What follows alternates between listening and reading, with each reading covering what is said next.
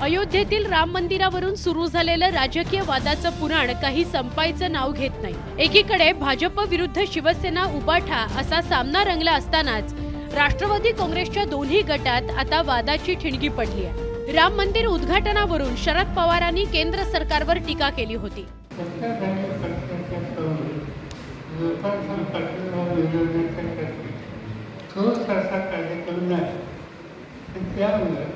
राम मंदिर जेवढे एकच घेऊन जनतेमध्ये वेगळं मत तयार करण्याचा त्यांचा प्रयत्न आहे। यापेक्षा राम मंदिर उद्घाटनाच्या निमंत्रणावरून राजकारण रंगल्याचं चित्र आहे। राम मंदिर न्यासाकडून देशातील प्रतिष्ठित व्यक्तींना निमंत्रित करण्यात आलंय, तर निमंत्रण वाटपात भाजपकडून दुजाभाव केला जात असल्याचा आरोप शिवसेना उद्धव बाळासाहेब ठाकरे पक्षाकडून केला जातो।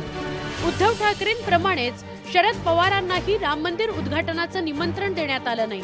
त्यावरून शरद पवारांनी सरकारला टोला लगावला होता।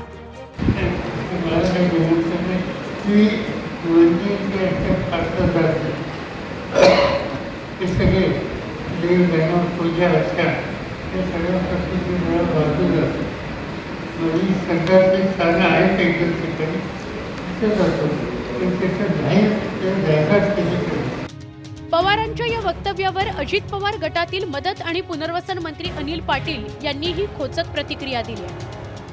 तो आपापल्या मर्जीचा प्रश्न आहे। शेवटी राम भक्तांच्या बाबतीमध्ये कोणी जावं कोणी जाऊ नये, कोणी राम भक्त असतं, कोणी रावणाचाही भक्त असतं। त्याच्यामुळे पवार साहेबांनी जावं किंवा नाही जावं हा त्यांच्या मर्जीचा प्रश्न आहे। मंत्री अनिल पाटील यांच्या या टीकेमुळे राष्ट्रवादी काँग्रेसमधील दोन्ही गटात वादाचा कलगीतुरा रंगलाय। पवार साहेबांची उंची किती, अनिल पाटील आपली उंची किती, आपलं जळगावमधलं स्थान काय आहे आणि पवार साहेबांचं देशातलं स्थान काय, याचा तरी आपण जरा विचार करायला होता। पवार साहेबांनी स्पष्ट सांगितलं की श्रद्धा असेल तिथं नेहमी मी जातो। अजित पवारांच्या बंडानंतर राष्ट्रवादी काँग्रेसमध्ये दोन गट पडलेत।